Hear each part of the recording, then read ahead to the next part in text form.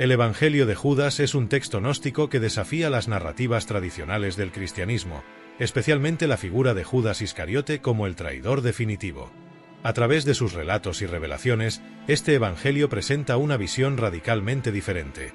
Judas no como el culpable, sino como el discípulo más leal que comprendió el propósito divino de Jesús. En lugar de condenar a Judas, el Evangelio de Judas lo eleva a una posición única, cuestionando la comprensión convencional del cristianismo primitivo y ofreciendo nuevas perspectivas sobre la traición, el sacrificio y el papel de los apóstoles. Para quienes han crecido familiarizados con los relatos tradicionales del Evangelio sobre la vida de Jesús, puede ser impactante leer textos no reconocidos oficialmente por la Biblia. Estos escritos, como el Evangelio de Judas, presentan narrativas y enseñanzas que divergen de las versiones ortodoxas del cristianismo. Si te ha inspirado lo que acabas de leer, no olvides darnos un like, suscribirte para más contenido profundo, activar la campanita para no perderte ninguna nueva revelación y compartir este conocimiento con quienes también buscan respuestas. Descubierto en el siglo XX, el Evangelio de Judas desafía la visión tradicional de Judas como el traidor condenado, presentándolo en cambio como el discípulo más cercano a Jesús, desempeñando un papel clave en el plan divino. La pregunta que surge es, ¿por qué fue excluido este Evangelio del canon bíblico? En los primeros siglos del cristianismo, coexistieron diversas interpretaciones sobre la vida y enseñanzas de Jesús. Sin embargo, la ortodoxia cristiana, consolidada entre los siglos II y IV, seleccionó los textos considerados canónicos. El Evangelio de Judas, con sus concepciones gnósticas, fue considerado herético y excluido. Los gnósticos, a quienes se atribuye este Evangelio, creían que el conocimiento esotérico era el camino hacia la salvación. Su visión del mundo contrasta con la teología ortodoxa, que defendía la bondad de la creación y la unidad de Dios. El Evangelio de Judas, en cambio, describe a Judas como un héroe del plan divino, desafiando la autoridad de otros discípulos y minando el control doctrinal de la jerarquía eclesiástica. La decisión de definir el canon buscó unificar la fe cristiana, pero también reforzar la autoridad eclesiástica. El Evangelio de Judas, con sus ideas gnósticas, fue visto como un obstáculo para esa autoridad y por ende, excluido.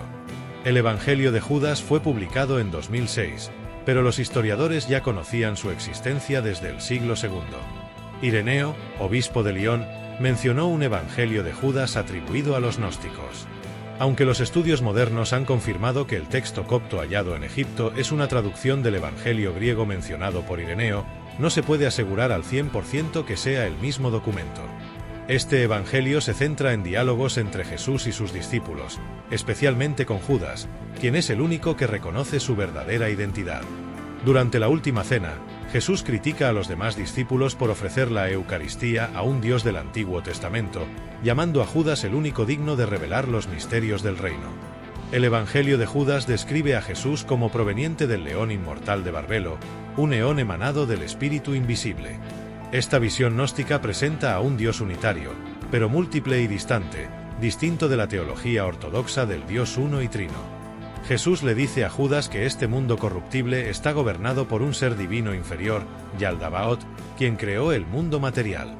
Los gnósticos creían que los humanos necesitaban la gnosis para ser liberados de su control. Por lo tanto, el Dios del Antiguo Testamento, el que adoraban los discípulos, no es el Dios supremo, según el Evangelio de Judas. Este contraste teológico refleja las diferencias profundas entre el Evangelio gnóstico y los relatos ortodoxos del cristianismo. El Evangelio de Judas presenta una perspectiva radicalmente diferente a la imagen tradicional de Judas como el traidor absoluto. Según este texto, los demás discípulos, con excepción de Judas, son retratados como confundidos y engañados, guiando a las personas hacia una muerte espiritual. En contraste, Judas se convierte en una figura central, no como un traidor, sino como el único que verdaderamente entendió el propósito de Jesús. En un pasaje, los discípulos comparten una visión inquietante. Ven una gran casa con un altar donde sacerdotes, aunque humildes, ofician sacrificios que llevan a la perdición. Jesús, al escuchar esto, les explica que lo que presenciaron es un reflejo de ellos mismos. Los sacrificios en el altar representan las almas que los discípulos llevan a la destrucción, actuando como mediadores entre las personas y un Dios falso, en lugar de guiar a las multitudes hacia el verdadero entendimiento. Este concepto se vuelve especialmente relevante en el siglo II, cuando algunos cristianos comenzaron a comparar la ceremonia de la Eucaristía con los antiguos sacrificios realizados en el Templo de Jerusalén. Antes de su destrucción en el año 70, los judíos ofrecían animales como forma de expiación o agradecimiento, bajo la guía de sacerdotes descendientes de Aarón. Luego de la destrucción del templo, los cristianos adaptaron el pan y el vino, viendo el sacrificio de Cristo como el verdadero sacrificio ofrecido por el mundo. Los líderes de la Iglesia, al igual que los antiguos sacerdotes, asumieron el papel de mediadores, llevando las ofrendas del pueblo a Dios. Sin embargo, algunas voces críticas consideraron estas prácticas como una simple adaptación, percibiéndolas como continuaciones de las antiguas ceremonias judías. A lo largo de los siglos, Judas Iscariote ha sido descrito principalmente como una figura malvada. En la Divina Comedia de Dante, por ejemplo, Judas es arrojado al noveno círculo del infierno, devorado eternamente por Satanás, consolidando su papel como el traidor definitivo. Los evangelios canónicos, Mateo, Marcos, Lucas y Juan, también refuerzan esta narrativa, condenando a Judas como el hombre que vendió a Jesús. En el Evangelio de Juan, por ejemplo, se menciona que Satanás entró en Judas, reforzando su asociación con el mal. Sin embargo, todo cambió con el descubrimiento en 1970 del Códice Chak, encontrado en una cueva en Egipto. Este códice contenía textos que retaban las interpretaciones tradicionales del cristianismo. El Evangelio de Judas, en particular, presentaba una visión radicalmente diferente. Judas no como un traidor, sino como el amigo más leal de Jesús, el único discípulo que verdaderamente entendió su propósito. Según este Evangelio, Jesús eligió a Judas para traicionarlo como parte de un plan divino para su ascensión.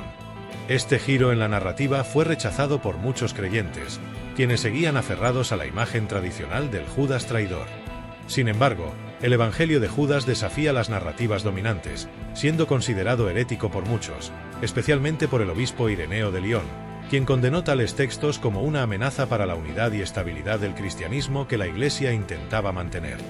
En el Evangelio de Judas, la muerte de Judas es descrita de manera muy diferente. En lugar del suicidio narrado en el Evangelio de Mateo, donde Judas se ahorca tras sentirse culpable, el texto presenta una imagen más violenta y martirizante.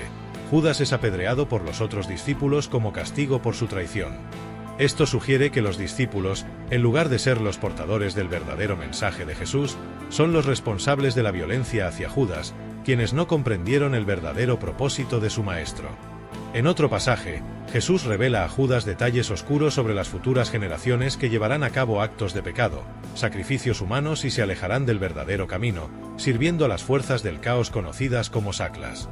Jesús les dice a los discípulos que cuando estas cosas ocurran, su estrella gobernará el 13º reino. Esto puede interpretarse como una alusión a una entidad condenada o gobernante maldito, que será destruida junto con sus creaciones. En el Evangelio de Judas, Judas es retratado como el favorito de Jesús, pero no como digno de unirse a la generación incorruptible. Judas recibe revelaciones que otros no comprenden, lo que lo coloca en una posición única dentro del cosmos gnóstico. El texto hace referencia a ángeles, luminarias y un gran espíritu invisible, lo que sugiere una visión del cosmos alejada de los relatos tradicionales como el Génesis. Este evangelio gnóstico expone una visión donde Judas no es simplemente un traidor, sino alguien que ocupa un rol crucial en el plan divino. Esto resalta cuántas interpretaciones diferentes existieron sobre Jesús y sus discípulos en los primeros siglos del cristianismo, dejando espacio para múltiples perspectivas. Al final, el Evangelio de Judas desafía las creencias dominantes y presenta a Judas como una figura compleja y malinterpretada. Su papel en la historia se aleja de las narrativas tradicionales, dejando abierta la posibilidad de nuevas interpretaciones y cuestionamientos sobre el destino y el rol de Judas en el cristianismo. El Evangelio de Judas nos obliga a cuestionar las narrativas establecidas en el cristianismo sobre Judas Iscariote. En lugar de un traidor absoluto, este texto gnóstico presenta a Judas como una figura compleja y malinterpretada, cuyo papel en el plan divino de Jesús ha sido malinterpretado por siglos. Al ofrecer una visión alternativa, el Evangelio de Judas abre el camino para nuevas reflexiones sobre la historia del cristianismo, sugiriendo que lo que consideramos verdad está en constante disputa, influenciado por las instituciones y los poderes dominantes a lo largo de la historia. Si te ha inspirado lo que acabas de leer, no olvides darnos un like, suscribirte para más contenido profundo, activar la campanita para no perderte ninguna nueva revelación y compartir este conocimiento con quienes también buscan respuestas. Nos vemos en el próximo vídeo.